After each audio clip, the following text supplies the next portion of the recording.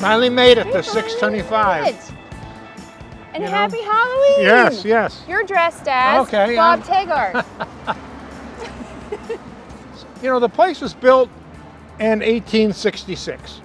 And I think, my theory is, Here we go. when it was built, it was a plain home, post-Civil War home. I think this bay window could have been added later.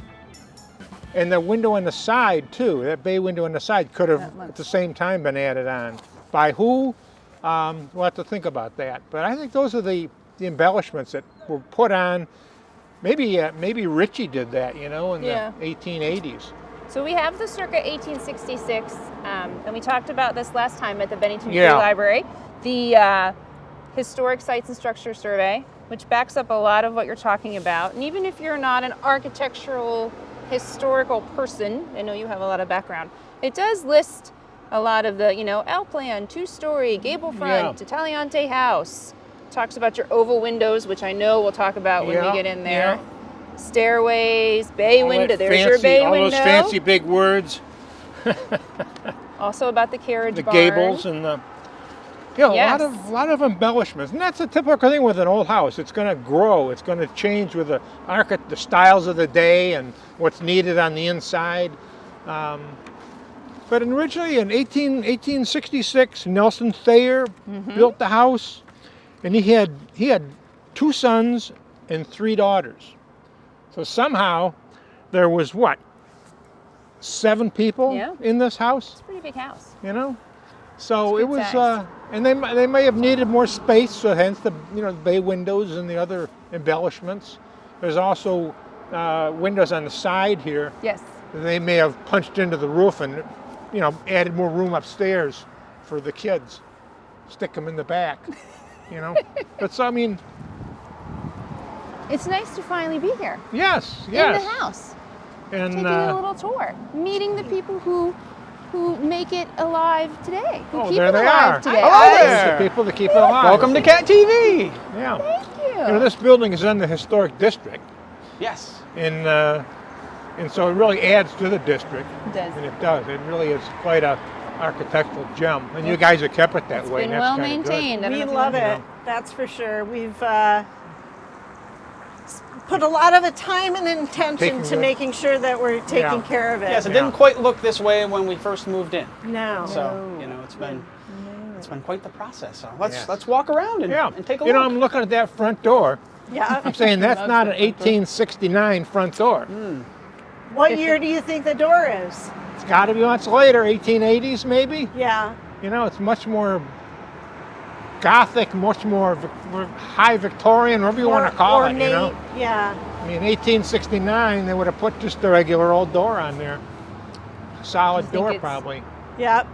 And as you walk, you know, the thing to look at is the foundation. And then the bricks on the bay window look a little different than the bricks on the rest of the house there. Okay. Something was changed at some point. Now, we always heard that Thayer had a brickyard. Yes. He did. He was over there somewhere. Is it a good assumption that the bricks are from his? Very well could be local. I think. Yeah. Yeah, I'm trying to find we'll go back to the Ann article. Yeah. Okay. We got the catamount here watching out on things. So you can, the house was built in 1866, that's confirmed? Yeah. Okay. Now, you know, look at this porch. And you see those little cutouts there on the wall, the little line there? And also on, I think it's on both sides. I think there was a gutter up in there, one of those gutters that went, called a Yankee gutter. It was connected to the roof, and it drained right through the eave. And they're very, you know, they don't work too well. So they probably decided, I'm going to get rid of that. And they took it out, probably put a tin edge on that to make the water run off. Yeah, I have noticed those before, and I never really knew what they were. I think that's what it was. There was probably a gutter coming down there. Now, the brackets and all of that, would those have been added later as well? They could have been. They could have been. It's a toss-up there. Real transitional period in architecture, 1866. Now, did you mention that the bay windows you think were added on afterwards? I think they were. Now, if we come over here and if we look at, well, I got a map here I got several maps, but here's an 1869 map. And you can just barely make out the building, church, and then there's something else they knocked down. So we're here. So these are some of the maps we looked Yeah. at the Bennington Museum. This is during our first 1869. So it episode. doesn't tell us much, Oh, but how it just neat. tells us basically what we got here. And then the next map is 1896. Okay. And that shows that something was going on. They put a porch on the side of the house. And it went all the way back. And Oh, if fascinating. you look here, you can see that this brick is fairly, well, it's fairly new. Yeah, Right. relatively It's speaking. newer than the other stuff. Yeah. Yes. And then we got a, stone foundation here, Yep. which probably was where they had this porch, and they didn't care about what it looked like, maybe. Okay. So there was some kind of porch that went The wrapped around. from somewheres around here, probably was a step to get in the front, and so somewheres around here, back to, this is kind of strange, back to, somewheres back into there. Some kind of wraparound porch. Now, when we got here, there was kind of a brick planter here Ah, okay. that stuck out, I don't know, 2-3 Yep. feet. Yep. Yeah. And then at some point, this map here is Yeah. 1896, and then 1902, they extended it all the way to the front as you got now. So Okay. they put that porch on in 1902. Huh. So that would have probably added the upstairs arrangement. a little Okay. bit more. I know what was there before. So, So that you don't know quite where that porch ended. well, see, And- we got the main house here, and then we got a little addition. It's not that Smaller addition, than but it's that. a smaller addition, and it cut into that. So I'm not sure whether that was frame or what that was. I just wish we had a side view. All we got is the footprint. Right, right. And you can see the brick again picks up here Yes. and then back to there. So and then this window here is an add. That could be 20th century even. That looks pretty modern. Okay. Windows, they're single. Up here we got the double hung, double panes. Down here we got Storm. full. So that could be later. Maybe they kept the original ones there up on top, and down they put, and that one there could be original over there. So here, this goes along with the idea that they changed that whole hallway and put the stained glass in and put a bigger window in. Okay. And the oval window too. That would have been probably a later one as well. And another thing that we noticed the other day, we talked about this a little bit, is the clapboards, how they're closer at the top Yeah. than at the bottom. Yeah. Yep. It's kind of a thing they did that give you a feeling of height. Huh. Really? And you'll see that on, like, the old First Church has that too.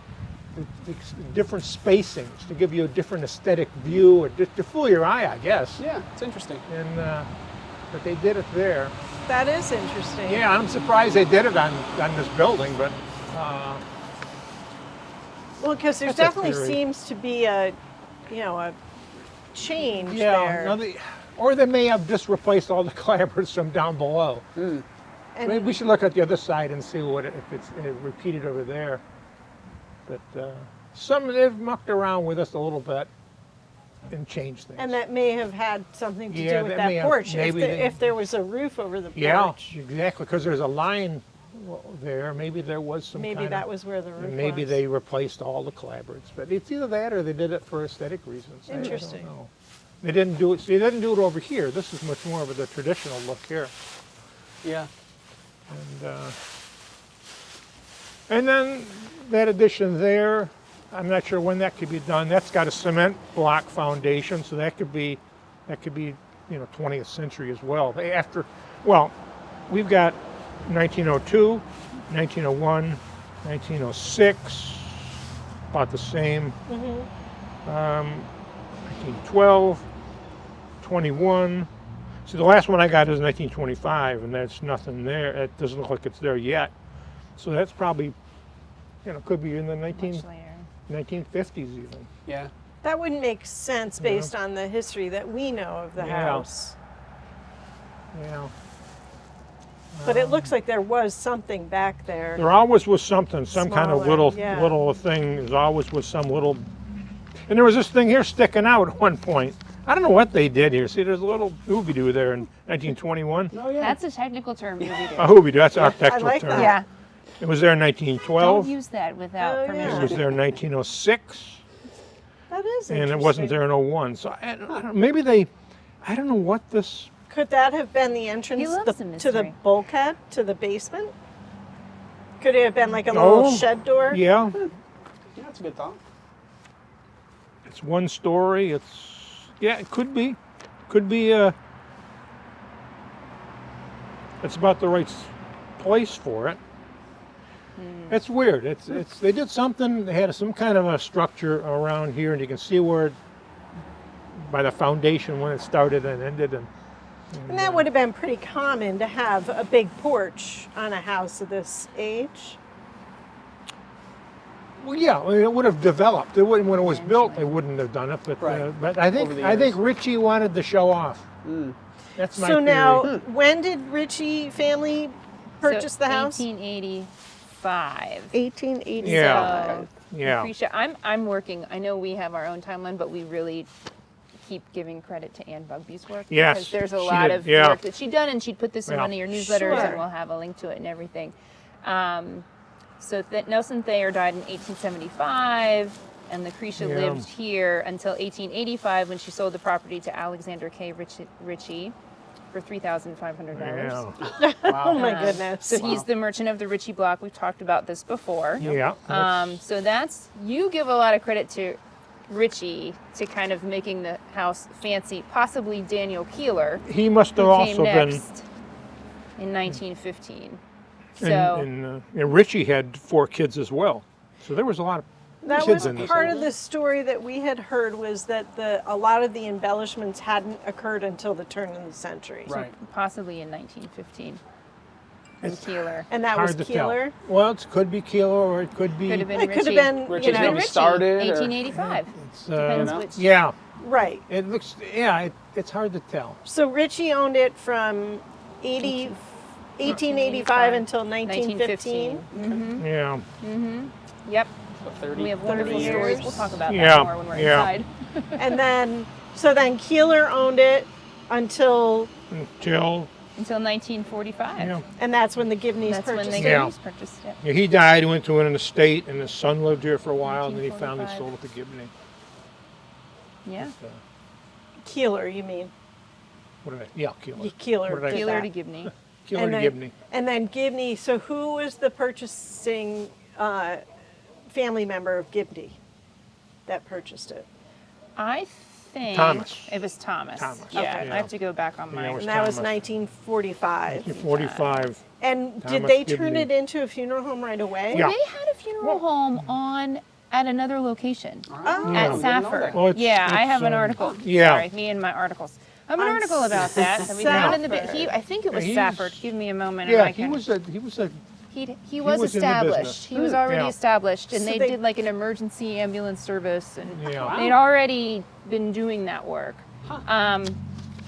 I'll get to my So paper then later. they purchased this with the intent. Intention. Yeah. Oh yes. Okay. Yes. And interesting because Mahars would have already been in practice Well, at that Yeah, point. probably. Well, I don't know. No. So they were. Little competition. Yeah. Yeah, Little- yeah. Well, there's plenty of people always dying. So there's, Yeah. Lots of steady work coming in. Article. you know, I got the Sanborn one of maps. those certainties of life. The Sanborn maps, with it's interesting, rather than reprint the maps, they printed little stickers and they would paste it on the map to notice changes. Yep. So the 1925 map has the old paste over says Undertaker. So they use the same map from 25 to 45. Wow. Hey, why redo? Yeah. Just put a sticker over it. Yeah. But the article from the Banner in May of '45 talks about Keeler home purchased by Gibney. Keeler residence offers spacious and commodious accommodations for the use of mourners and is desirably located within easy access to the business district. It is. For the past 3 or 4 years, Gibney Funeral Home has been located on Safford Street. Okay. But the necessity for larger housing facilities has become acute within the past year because of the growth of the firm's business. Transfer of furnishings will begin within the next few days.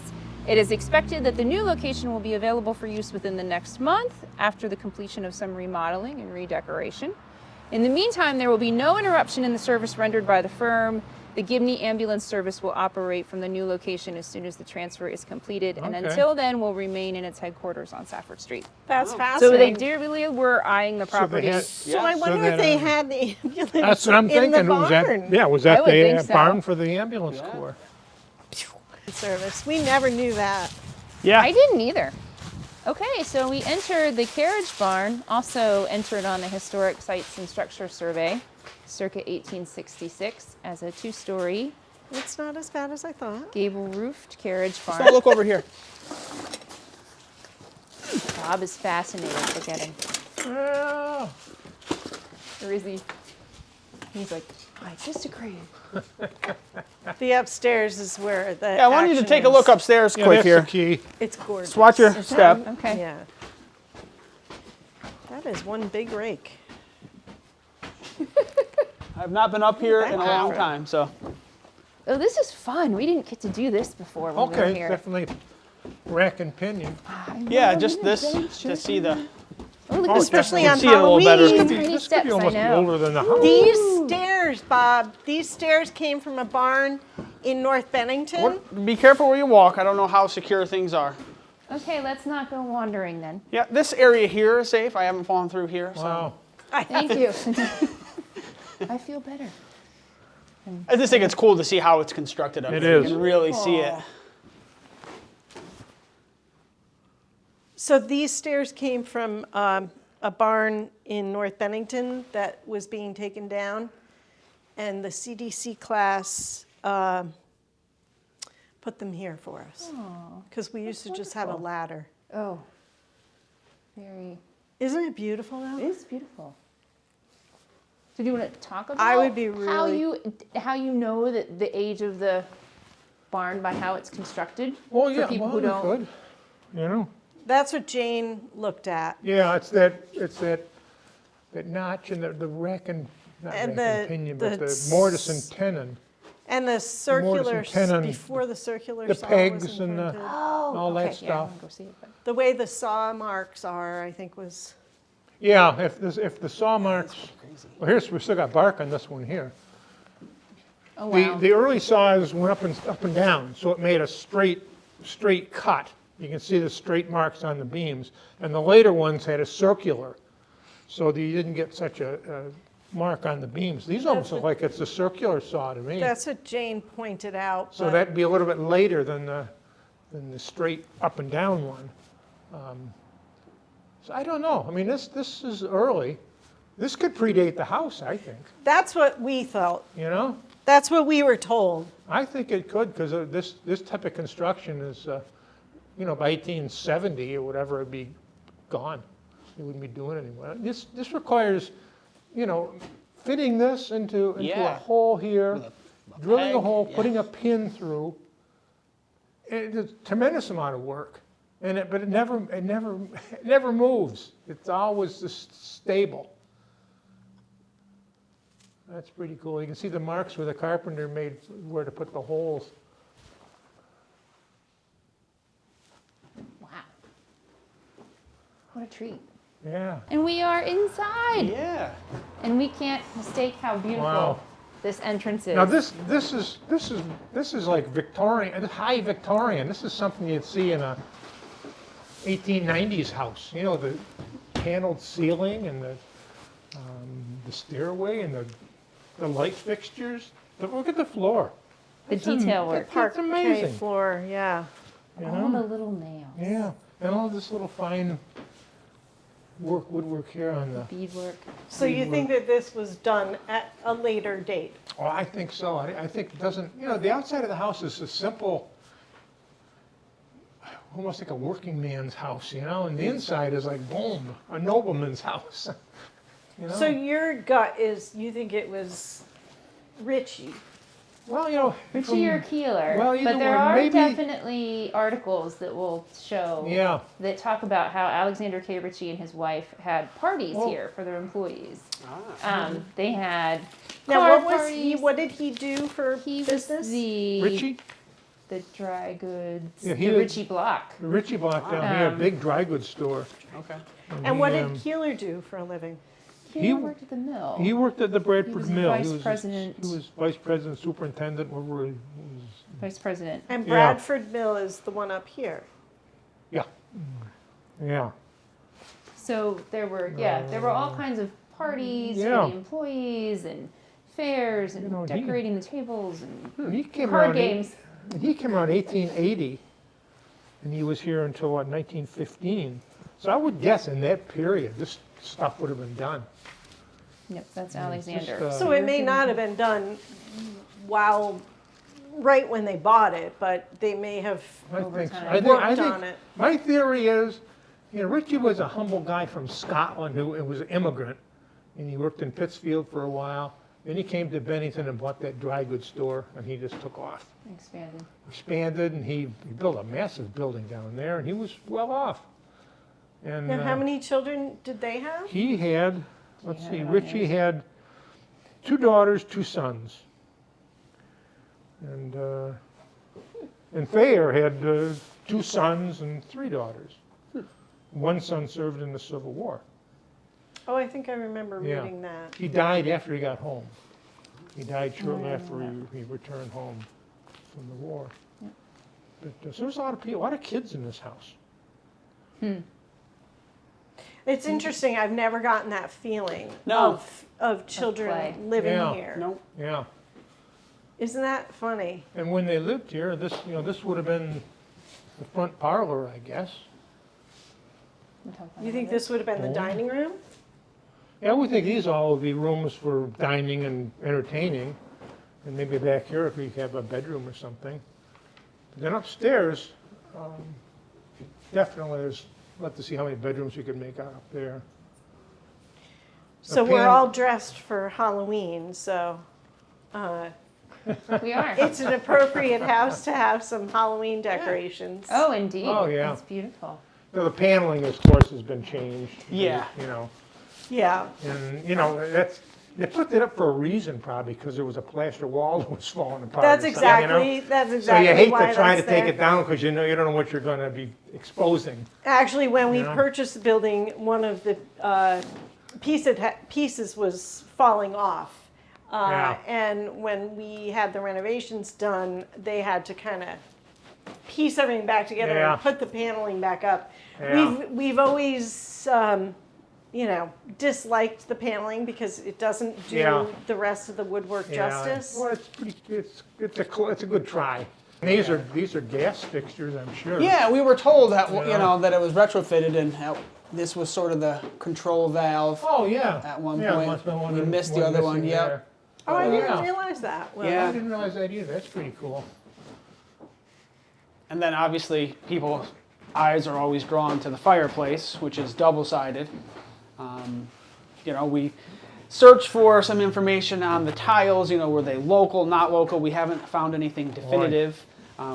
So we'd love to get some more information. That's really good. on And you got those. the woman's head there. Who is Yeah, that? right, exactly. Is that his You wife? know? Is that Yeah, is that mystery. Hattie? Is it? I don't want to take it all for granted how beautiful it is and intricate. And beadwork goes all the way up the railing. This little New, really new, a new, long wi- hair. a new window. I'm sure. newer window. Here's the cool thing, I think. yeah, Here's the fancy side we want people to see, yes. and here's the normal side. For a lot simpler. So I when think they did the I never renovations, noticed that when they did before. their renovations, maybe they just did that door It's just over and fascinating. refinished it. Yeah, that it's different on two sides. And over You're here, not going to want to go that way because my dog's dog. in there and he does not like well, see, we got a people. wooden doorknob, and if you could close that door, Yeah. I mean, that's how the doors would have looked like in this house when it was built. So you See think the that's, hinges? The hinges are fit on a pin. The doorknob's just a wooden doorknob and a simple doorknob here. The simple panels, nothing fancy. we woke up the beast. That's okay. Yeah, this would have been the end of the house. And these are original windows. You know what's cool about these windows? They got these little pins in here. Yeah. So when you open it up, you put that pin in the hole, and it holds, Keeps it up. holds the window open. Yep. So those are typical 1860-ish. Amazing. And they're all, no window weights. They just go up, put the pin in until the pin breaks or it falls out or something. I used to have a bunch of windows like that. They're hard to Pop them operate. up with a stick. Yep.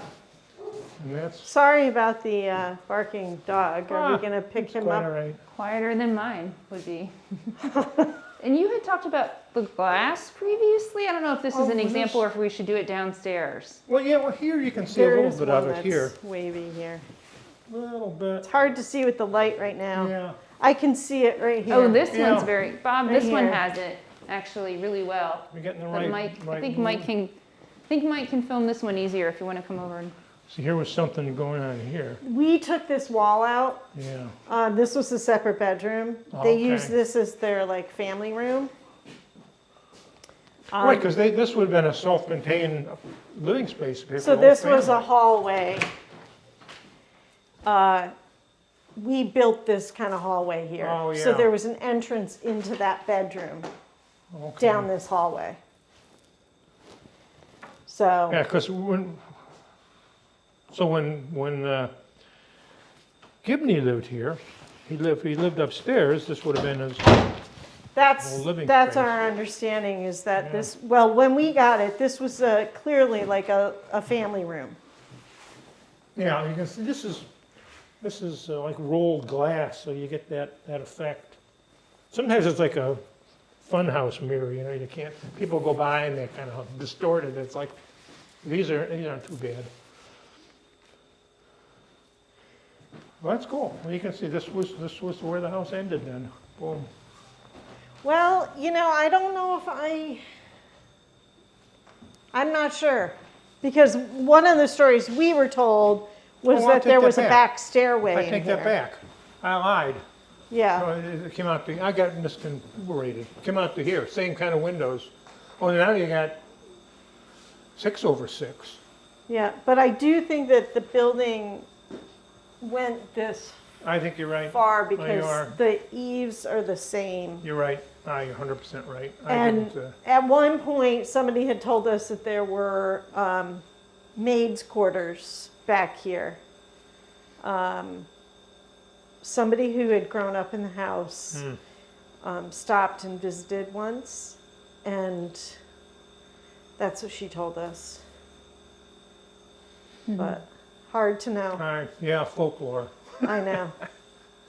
But Yeah. would a family like the Richies or the Keelers Well, have yeah. had help? I think so. Maybe Richie would have if I he's think that Richie fancy schmancy. Yeah. Keeler.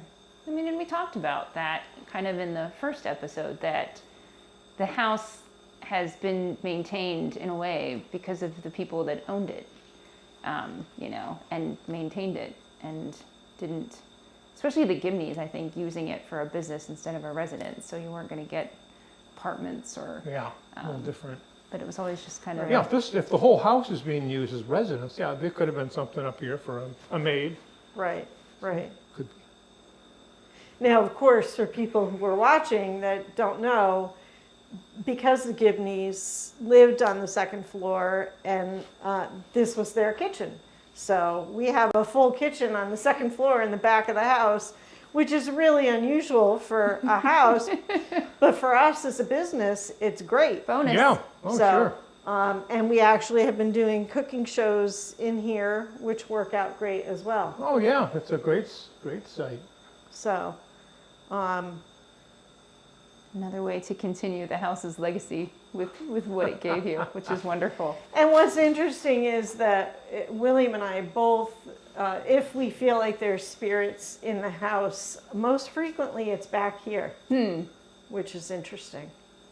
Appropriate on Now Halloween. you should tell them about the librarian who lived here. Josephine Keeler. Josephine Keeler. Yeah, Josephine. I'm gonna have to remember all of Josephine's. Well,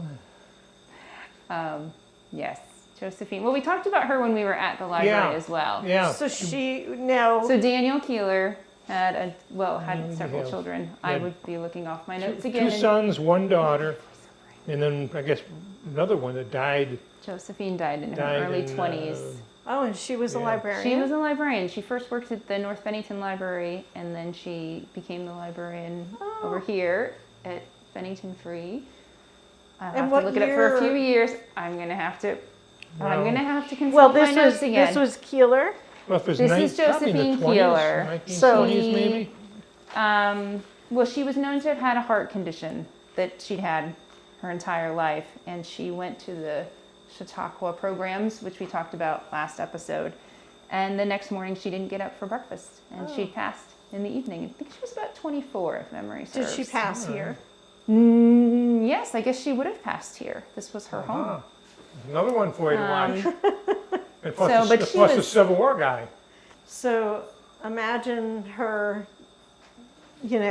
getting dressed and walking down the street to go be the librarian. Yeah, Yeah. very close. Very Yeah. close. 2 blocks away. Yeah, I love that kind of 3 years. visual of imagining that kind of life. Yep. So she served for about 3 years. There's a lot of, note of her being a beloved figure, and, just her in recent years, the growth, undoubtedly much of the additional growth and the patronage in recent years had been due to her gracious manner and efficient management of this young woman in charge. Oh, Her work brought her daily in contact with people in every walk of life, and her death comes as a personal sorrow to a large circle of friends. Yeah, so she passed away in the house at night. sad. Yeah. Yeah. And then the Keelers eventually, dedicate the social room, which is now just a basement room in the library. But there's a lot of, it's a really interesting connection when I found it. Yeah. Tell me her name again. Josephine. Josephine Keeler. E.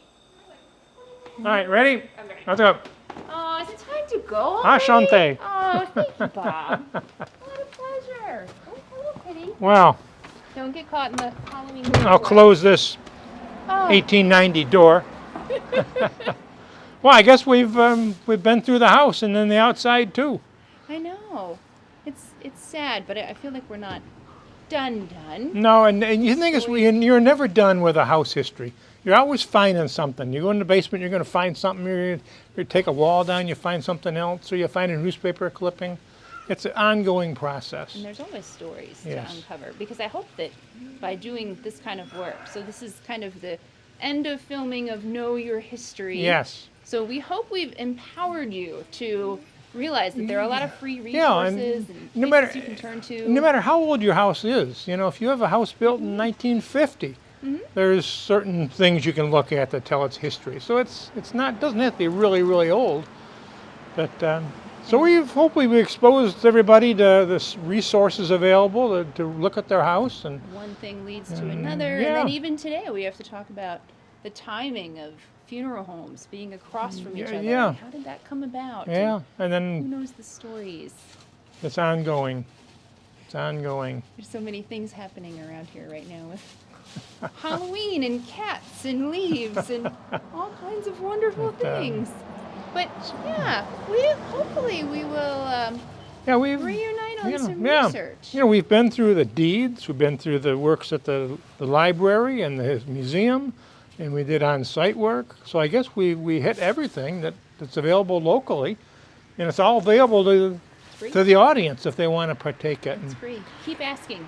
And we're always available to assist. We love a good mystery. Yes. It's never really solved. Well, So, Bob, we're leaving CAT-TV now, but I know that before we do, there was one more thing you wanted to see. yeah, I wanted to look in the basement because that's where you see a lot of changes in the building. And I must admit, I'm more confused than ever now. It's stonework up to about 6 feet, then it's brickwork on top of that. So whether that section was, they used the existing foundation, built over it, or what they did, I'm not sure. So we'll have to think about that some more. Think about it. We'll figure it. Another thing to think about. Well, we can also, since we know that people are watching the episodes, which is wonderful, we could put a call out and say, if you know anything about basement work at 625 Main Street, let us know. Let us know. We have another mystery to solve. I might reach out to a few people and see what they say. We'll see. Yes. Speaking of unearthing mysteries, like that transition. Yeah. Speaking of unearthing mysteries, while we had a lot of people watching, thank you so much because we had so much fun doing this. Yeah, it was great fun. We've had some people from far away contact us, and one of the resources that we didn't talk about, but that came to us was someone whose family actually lived. Yeah, that's something you hear of a lot of people with older houses. They get people stopping by, knocking on the door and saying, "Hey, I lived here 50 years ago, and here's a picture of the house." We didn't get that too much here because the family's gone. And but we did get a message from Dan Wallace from Maitland, Florida. And he's a son of Margaret Keeler. He has a connection with the property. And he sent in pictures and documents that he collected in his family research. So Margaret grew up here at 625 Main Street with her sister Eleanor and her parents Daniel J. We've been talking a lot about Daniel J. and Catherine Lyons Keeler on the second floor of the home. Yes. And remember, we were up in the kitchen and talking about... And that was confirmed in this information he sent us, And his great-grandparents were Daniel B. and Ellen Mahoney, who lived on the first floor. Yeah. But he gave us a lot of information. Some of it's folklore and doesn't reach the proof, but others supports the research we did. But we got pictures now of Daniel B. Keller, who was married to Eileen. We got pictures of the librarian, Josephine Keeler. We got pictures of her. Young picture, And we got pictures of their daughters, Margaret and Eleanor. Margaret is this Dan Wallace's mother. And so, we got some really interesting, we got a family history, a portrait now of these people, of each one. And I did a little more research, and also I found out that I knew this from prior research. I'd forgotten about it, but there's a Frank Keller who served in the First World War. He left from this household. He was gassed in the war. Another interesting resident. And we got a picture of the librarian. And the census also showed a servant, Lena Pilling. And it also got the Civil War soldier. So we got, a little more information trickled down. So these documents, the documents he submitted us really track our research. And the one thing was cool was a letter from the town clerk. Yeah. That was really cool. Catherine Morrissey was the town clerk. And what she said pretty much collaborated what we did. But what she did say was stairs added to the small structure that was located where your house, Daniel J.'s house, is now. And added the front and rear of an old house. This may be all talk, but she wasn't sure. But so I did look in the basement, and it could very well be that is the original section of the house. Yeah. Or they used the original foundation. So we don't know. And the reason though that we lend credibility to this is because Dan actually sent us. We have images of the letter. Yes. Which is also kind of a beautiful piece of the time, and that the town clerk at the time. She took the time to do the research and really did a lot of work. So it's another source that we should be looking at when you're researching your house is find somebody that lived there somehow or other, and that can provide a lot of information. Indeed. Yeah. Fill in some of the gaps and offer up more mysteries. Yes. Like a basement. Yes. Yes. Well, it's really been fun. Quite a pleasure to take this adventure with you. I hope we get to do a few more. We should do something. We also want to encourage people. We'll have some more information up about where we've been, links to the places to find it. We started at the town clerk's office looking up land records. Then we went to the Bennington Museum, Regional History Room. Yes, we went all over the place, didn't we? We got to play with the maps. The maps. And the town directories. There's a lot of information out there. There's a lot. We And went back to the library and you still had to play with maps. Yes, yes. Yes. And maps and the historic sites and structure survey. That's an excellent source. I'm always using that. The Bennington. And that map you got in your reading room too. That 1895, I think it is, for Miller's map. I love that map. That's a wonderful map. Come in and see the map. I'm going to kill myself one of these days standing on a chair photographing it, but I won't. I shouldn't have said anything. We'll set that up so we could do it safely. Maybe we can do that. Put a scaffold. And we looked at a lot of some of the images that you're seeing are coming from Bennington Banner Microfilm, which is a really wonderful resource, your local newspaper. And all then there. we got to come here and hear from the current owners and take tours. Yeah. So it all fit together real well, and our research was borne out with everything else, and I think we did a good job. Excellent. And we learned a lot. We learned a lot, and we hope that we've actually empowered people to use the local resources that are available for free. Yeah, come see us. Come see us and present us a mystery, because we cannot resist. We thrive on mysteries. We cannot resist. I could look it up on a map, maybe. Yeah. Find your neighbor, Yeah. grab your neighbor, stop in at these places, ask some questions, and go on an adventure to know your history. Yes, a never-ending adventure, perhaps. It's true. So, well, thank you very much for listening. Thank you. And it's been fun. Thank you very much for playing with me. Thank you. We love Research is Play. And it's fun. And we'll see you next time in our next adventure, whatever that may turn out to be. Who knows? Okay. Well, Thank you. all the best. 7 minutes and 4 seconds. Great.